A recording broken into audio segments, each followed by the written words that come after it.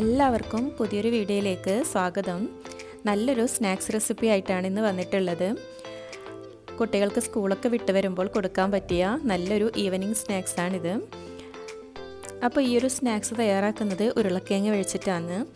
അപ്പോൾ അതിനായി 4 ഉരുളക്കിഴങ്ങ് ഇതുപോലെ ഞാൻ പുഴുങ്ങി അതിൻ്റെ തൊലിയൊക്കെ കളഞ്ഞെടുക്കുന്നുണ്ട്. അപ്പോൾ നിങ്ങൾക്ക് എത്രയാണോ ആവശ്യമുള്ളത് അതിനനുസരിച്ച് ഉരുളക്കിഴങ്ങൊക്കെ എടുത്താൽ മതി. ഇത്രയും ഉരുളക്കിഴങ്ങ് കൊണ്ട് കുറച്ചധികം തന്നെ സ്നാക്സ് ഉണ്ടാക്കി എടുക്കാൻ പറ്റും. അപ്പോൾ ഞാൻ പകുതി ഇപ്പോൾ തയ്യാറാക്കാൻ വേണ്ടിയും ബാക്കി പകുതി ഫ്രീസ് ചെയ്ത് വെക്കാൻ വേണ്ടിയിട്ടാണ് ഇപ്പോൾ ഇത്രയും ഉരുളക്കിഴങ്ങ് ഞാൻ ഇങ്ങനെ പുഴുങ്ങിയെടുത്തിട്ടുള്ളത്.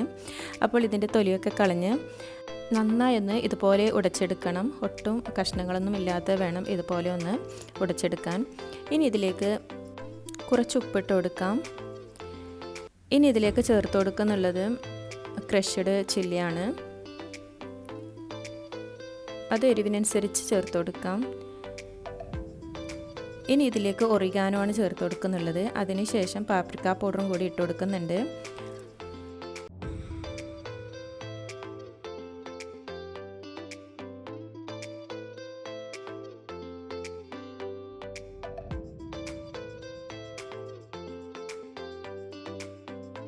ഇനി അല്പം ഗാർലിക് പൗഡറാണ് ചേർത്ത് കൊടുത്തിട്ടുള്ളത്.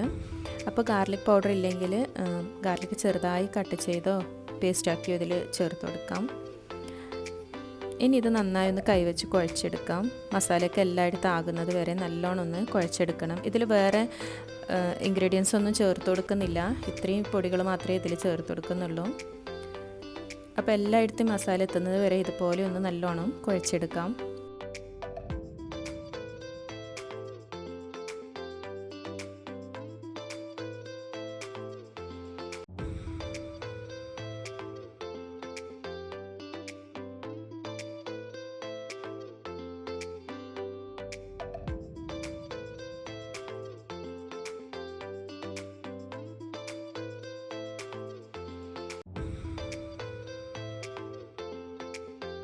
ഈസി ആയിട്ടുള്ള ഒരു നല്ലൊരു സ്നാക്സ് റെസിപ്പിയാണിത്.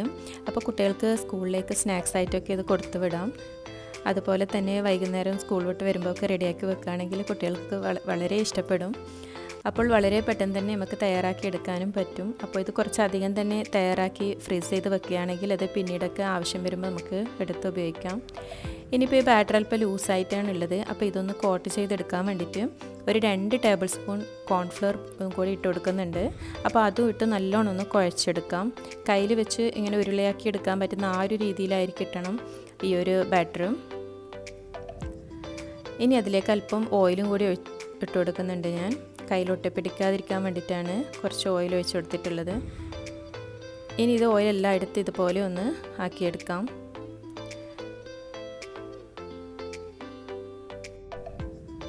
ഇത് ഒട്ടും ലൂസായി ഉണ്ടാവാൻ പാടില്ല. കുറച്ച് കട്ടിയോട് കൂടിയിട്ട് നല്ല ഉരുളയാക്കി എടുക്കുന്ന ആ ഒരു രീതിയിലാണ് ഇത് കുഴച്ചെടുക്കേണ്ടത്. ഇത് കുറച്ച് സമയമെടുത്ത് തന്നെ നല്ലോണം ഒന്ന് കുഴച്ചെടുക്കണം. അപ്പോൾ എത്ര നന്നായിട്ട് കുഴച്ചെടുക്കുന്നോ അതിനനുസരിച്ചിട്ട് ഇത് നല്ലോണം ഷേപ്പാക്കി എടുക്കാൻ പറ്റും. അപ്പോൾ കുറച്ച് ലൂസായി എന്ന് തോന്നുന്നുണ്ടെങ്കിൽ വീണ്ടും കുറച്ച് കോൺഫ്ലവറൊക്കെ ഇട്ട് ഒന്ന് സെറ്റാക്കി എടുക്കാം. അതല്ലെങ്കിൽ ഫ്രീസറിൽ വെച്ച് കുറച്ച് സമയം ഒന്ന് എടുത്ത് വെച്ചാലും മതി. അപ്പോൾ അത് കറക്റ്റ് ഒന്ന് സെറ്റായി കിട്ടും. ഞാനിതുപോലെ ഒരു റോൾ ഷേപ്പിലാണ് ഇതിങ്ങനെ ആക്കിയെടുത്തിട്ടുള്ളത്.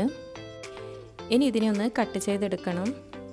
അപ്പോൾ നിങ്ങൾക്ക് ഇഷ്ടമുള്ള ഷേപ്പിൽ ഇത് കട്ട് ചെയ്തെടുക്കാം. ഞാനിപ്പോൾ ഈ ഒരു ഷേപ്പിലാണ് ഇതിനെ കട്ട് ചെയ്തെടുക്കുന്നുള്ളത്. ഇതുപോലെ 1 ഇഞ്ച് ഒരു അളവിൽ കട്ട് ചെയ്ത് ഇങ്ങനെ എടുക്കുന്നുണ്ട്.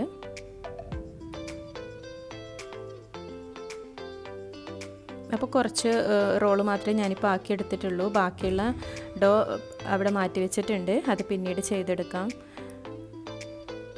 ഇനി ഇതിനെ ഒരു ഫോർക്ക് വെച്ച് ഇതുപോലെ ഒന്ന് ഷേപ്പ് കൊടുത്തെടുക്കാം. അപ്പോൾ ഇങ്ങനെയൊക്കെ കാണുമ്പോൾ കുട്ടികൾക്ക് കഴിക്കാനൊക്കെ ഒരു ഇഷ്ടമുണ്ടാവും. അപ്പോൾ അതിന് വേണ്ടിയിട്ടാണ് ഇതുപോലെ ഒരു ഷേപ്പ് ചെയ്തെടുത്തിട്ടുള്ളത്. അപ്പോൾ നിങ്ങൾക്ക് ഇഷ്ടമുള്ള ഷേപ്പിൽ ഇതൊന്ന് ചെയ്ത് ഫ്രൈ ചെയ്തെടുക്കാം. ഇതിപ്പോൾ ചിക്കൻ നഗറ്റ്സിൻ്റെ ആ ഒരു ഷേപ്പിലാണ് ഞാനിങ്ങനെ ആക്കിയെടുത്തിട്ടുള്ളത്. അപ്പോൾ കാണുമ്പോൾ ഇത് ചിക്കൻ നഗറ്റ്സ് ആണെന്ന് വിചാരിക്കും. പക്ഷെ കഴിക്കാൻ നല്ലൊരു ടേസ്റ്റാണിത്. ഇതിൻ്റെ പുറമൊക്കെ നല്ല ക്രിസ്പി ആയിട്ടുള്ള നല്ല സോഫ്റ്റ് ആയിട്ടാണ് ഇത് ഫ്രൈ ചെയ്തെടുത്താൽ ഉണ്ടാകുന്നത്. അങ്ങനെ ഇപ്പോൾ എല്ലാ പീസും ഞാൻ ഇതുപോലെ ഒന്ന് ഷേപ്പാക്കി എടുത്തിട്ടുണ്ട്. ഇനിയിപ്പോൾ സ്റ്റൗവിൽ ഓയിൽ ചൂടാൻ വേണ്ടി വെച്ചിട്ടുണ്ട്. അപ്പോൾ ഓയിൽ നന്നായി ചൂടായിട്ടുണ്ട്. അതിലേക്ക് ഇതുപോലെ ഓരോ പീസും ഇങ്ങനെ ഇട്ട് കൊടുക്കാം.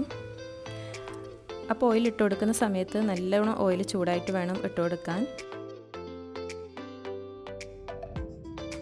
പെട്ടെന്ന് തന്നെ ഇതിപ്പോൾ ഇങ്ങനെ ഫ്രൈ ആക്കി എടുക്കാൻ പറ്റും. മറ്റുള്ള നല്ലൊരു അടിപൊളി സ്നാക്സ് റെസിപ്പിയാണ്. അപ്പോൾ എന്തായാലും ഇതുപോലെയൊക്കെ കുട്ടികൾക്ക് ചെയ്ത് കൊടുക്കണം. അപ്പോൾ റെസിപ്പി ഇഷ്ടപ്പെട്ടാൽ ഒന്ന് സപ്പോർട്ട് ചെയ്യാൻ മറക്കരുത്. അതുപോലെ ആദ്യമായിട്ടാണ് വീഡിയോ കാണുന്നതെങ്കിൽ മറക്കാതെ ഒന്ന് സബ്സ്ക്രൈബ് ചെയ്ത് സപ്പോർട്ട് ചെയ്യണം. അങ്ങനെ ഇപ്പോൾ സ്നാക്സ് റെഡി ആയിട്ടുണ്ട്. അപ്പോൾ നല്ലോണം ഇത് ഫ്രൈ ആയിട്ട് വന്നിട്ടുണ്ട്. ഇനി ഇതൊരു പ്ലേറ്റിലേക്ക് മാറ്റാം. അപ്പോൾ ഇത്രയേ ഉള്ളൂ ഇന്നത്തെ സ്നാക്സ് റെസിപ്പി. അപ്പോൾ പുതിയൊരു റെസിപ്പിയുമായി വീണ്ടും കാണുന്നത് വരെ താങ്ക് യു ഫോർ വാച്ചിങ്.